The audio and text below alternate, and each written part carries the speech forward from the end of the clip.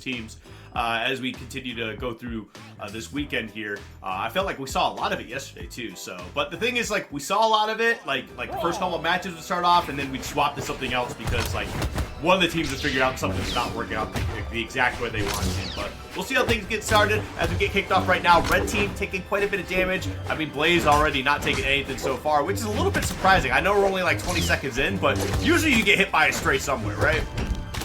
Yeah, definitely when there's a Teros on the screen and starting off with the hammer, so you have those like giant hitboxes that can command a lot of space. Skeldra over on the right side, he goes high while Acno expects him to go low. He attempts to punish with the down air, but ends up missing. So Skeldra's able to get back safely. Now Veyaax, his name today in the video game is Veyaax Ackerman, and he's playing Teros. I don't know if that's a Levi Ackerman callout or if that's a specifically Kaina when he was playing under the name of Kaina Ackerman.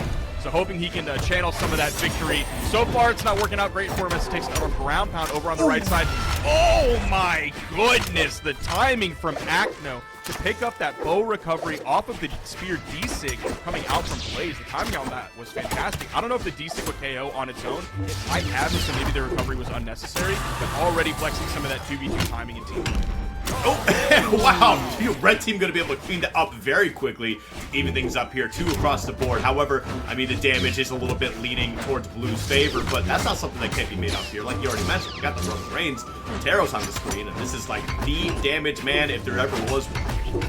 Now, I think Veyaax's choice over there on the right side wall when he got that stock was actually really interesting because he did a gravity cancel side light so that he could bounce off the wall, but only bounce off the wall just a little bit so that he could find the side air for the KO right after that. Normally, you see hammer players going in with the side air to then just bounce off the wall, and then they do like the delayed edge guard after that. But no, he wanted the KO right away, so he went with the lower force option to get a smaller bounce so he could immediately follow up with the side air after it. Really interesting choice coming out from him. I like it. Okay, there we go. We got a ground pound to clean up Blaze on their second stock here, and honestly, things could be turning around very quickly for Red Team. Just got to clean up the kind of the mess that they're kind of getting themselves into every once in a while. It's more so about Veyaax trying to get down to the ground. They do get Acno out of the way, and they really needed to get something going on Blaze here before Acno would get back to the stage. Unfortunately, they weren't able to, and they are going to take some damage in the process here. However, okay, small combos here from Red Team to kind of get something going. What? All right, weapon tossed. That means Skeldra's going to be able to get back onto the stage without too much hassle. Ooh, you saw Acno. He was looking for the KO follow-up off of Blaze. He was just wiggling back and forth on the left side, waiting for Blaze to get started so he could find the axe recovery follow-up that he didn't actually make a connection with. He's going to have to stay active in the game, which he's doing now. It's just that one moment he chose to make that decision. That's going to be Veyaax being taken out. See if he can get the KO off the top. The weapon toss comes down and actually hits Blaze after that. It's Skeldra here with the sword, picks up both members. Oh. Not enough to KO Acno just yet. That's going to be a follow-up there. Oh, he didn't actually get the follow-up, but the side air from Blaze still got the KO. Just a little bit of a mistiming coming out from Acno, but still, we saw great team play from them throughout. Great follow-up, like searching and probing for the follow-up as it was going to happen. So one little slip-up, that's the outlier, not the norm for this blue team. You know, I gotta admit, I definitely thought this was going to be a little bit more dominant for Blue Team kind of going into this first game here, but Red Team, I mean, it started off really hot for them, but Red Team actually kept up with the pace fairly well. Granted, didn't get the W there and still ended up in a 2v1 scenario, but for the most part, pretty solid stuff so far. And, you know, I think that's something that we can hopefully continue to see is some good, nice competition between these two teams. Now, one thing that could potentially happen that we see happen quite a lot is like, oh, game one is reasonably close, and then the two commentators say, oh, wow, that was closer than I expected it to be, and then it just kind of like snowballs towards the direction of the team we kind of expected to win. So far, great opening for the red team. They completely split up blue, which means those team combo follow-ups are just not going to be possible at this point in the game. Ooh, that Skeldra taking a lot of damage. He's already getting close to the red. He's like 20 damage away from red at this point, over at 131. The side stick from Acno chasing all the way to the right side of the stage, sending Veyaax flying. Ooh, that's going to be a first KO from Skeldra. See if he can get a follow-up here with a punish on Blaze. Neither player is able to punish. Yeah, a little bit of an unfortunate scenario there, and we are going to be able to even things up with stocks. Oh my goodness, just held that Zig sliding right off the stage here. And blue team, okay, you're going to ground pound your own teammate there, but that's a little bit okay. I mean, not too much of a foul. Oh, what? That was so weird. What actually, how did Veyaax end up falling out of that D-Sig? It was like the first part of Blaze's D-Sig ended up hitting him, but he fell out of it, and I don't think anything hit him. That's a really strange interaction. I feel like I've never seen that before. Yeah, you know, sometimes things just happen. It Video is games, what it is. baby. It's video games, especially platform fighters. There's always like some crazy shenanigans happen here. Oh, the ground pound picking that up. Red team answering back very well after that first game here. And as you can see, Acno already at 163. They are deep in the red. And that means they could be losing this stock relatively soon. Yep, as you can see, we got Veyaax coming over to provide some support and relief for Skeldra. And gonna be able to get that stock out of the way, maintaining a pretty solid lead so far. Yeah, the red team is doing such a good job on this stage. They have plenty of room to move around. That soft platform's there when they need it, but they're not crushing on it too much. We did see Veyaax kind of camping it just a little bit. Maybe he was looking for an aerial follow-up off of Skeldra. Now Skeldra coming in with the sword. Dude, Veyaax is just swinging this axe around. Him and Blaze are going back and forth, trading hit for hit. Acno potentially. Nice dodge there from Skeldra to get through the recovery from Acno. That would have been a KO. There's the in light from Skeldra. The dodge through as well. He also gets the turnaround side air hit onto Blaze, sending him far to the right side. Well, that was actually a nice little weapon toss, getting Blaze kind of like put off center, off kilter there by, you know, sending him off stage a little bit, controlling that stage in general. But this is starting to get a little bit close now. I mean, Veyaax could be losing his stock here relatively quick. Blaze! Oh, okay, I was gonna say, they are in the deep red, but we get that out of the way now.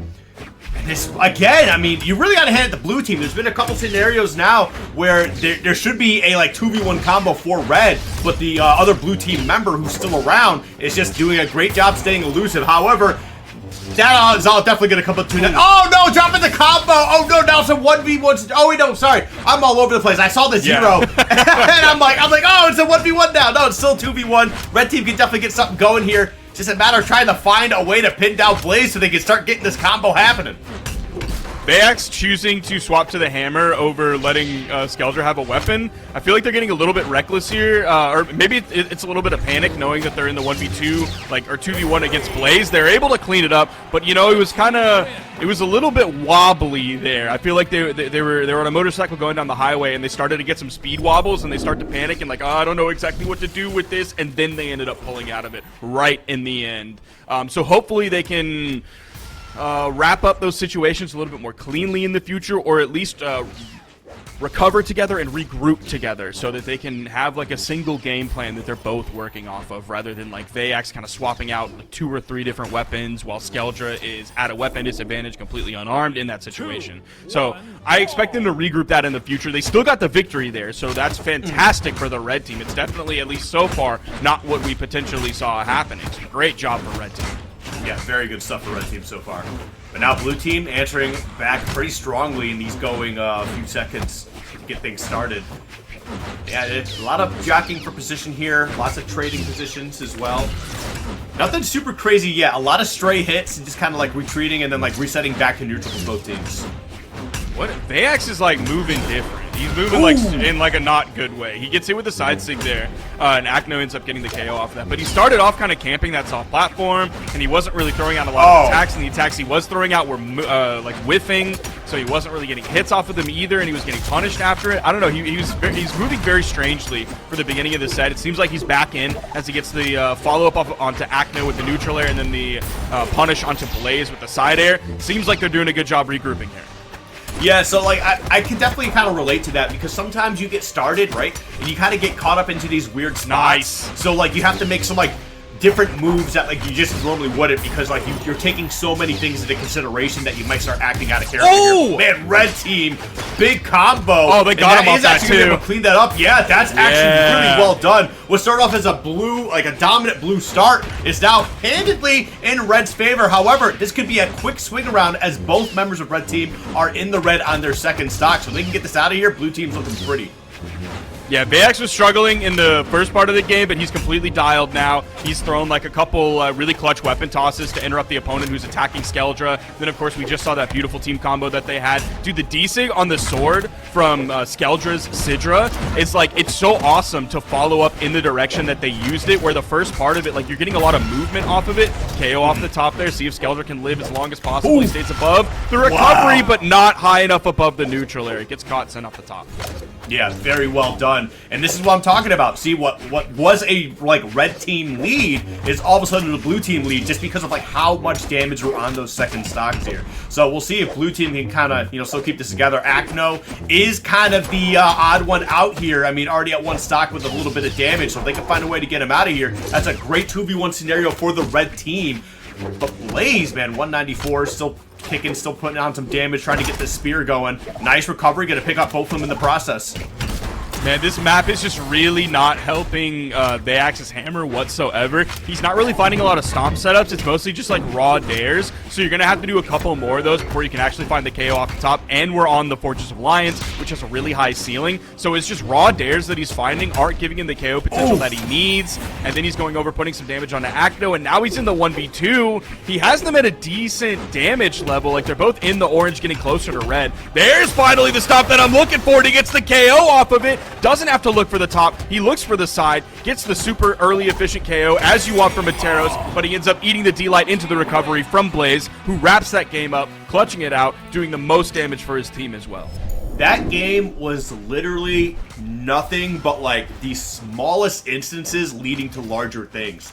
And it's just like, because like at the very end there, right? It was just, what was it? We saw Skeldra decide, hey, I'm going to run into, or not Skeldra, excuse me, it was Veyaax saying, I'm going to run in to get the weapon now. And like, we had Blaze just ready for that moment to be able to counterattack it, to be able to close that out. And there's a lot of other instances throughout that match too, where it's just these small decisions, right? And you could see a bunch of it too. It's a lot of these small decisions that lead to these larger aspects, you know, getting these stocks, getting these combos going here. So that was actually a very good game 3. A lot of back and forth here. Nobody had a lead, I feel like, for too long, and honestly, it could have been anybody's game getting down to the wire. And in the very beginning of this game, blue team, they got their weapons, and then they just like instantly started running for Skeldra. They were just laser focused in on him, and Veyaax couldn't do anything to come in and like interrupt that for the first like 10 seconds of the match. And I mean, ultimately, most of the damage so far has been done onto Veyaax. They like disengaged from Skeldra after that original focus. Picking up 2, almost got the tip of the recovery onto Blaze. Oh, wow, okay, there we go. Big pickup, early pickup as well. And they're going to be trying to work down Veyaax. They just weren't able to find him. Nice.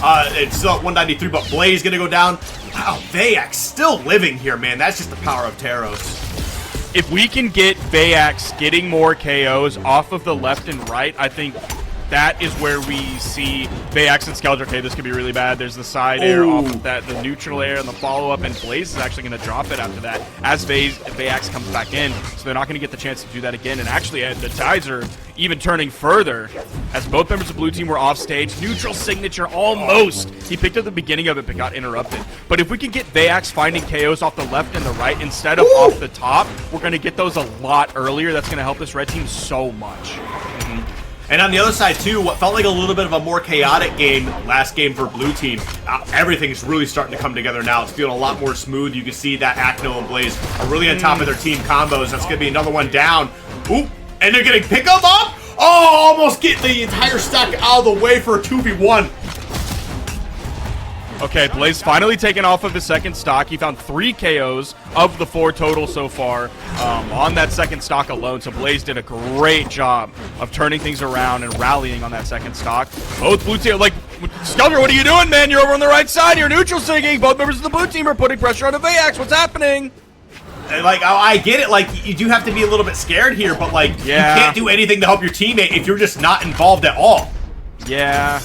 All right, there you go. You're going to get knocked out. I mean, unfortunately, that is a tough position to put yourself into as Skeldra. Like, I kind of get it, but at the same time, like, you were just watching your boy get jumped, and you could do something to help.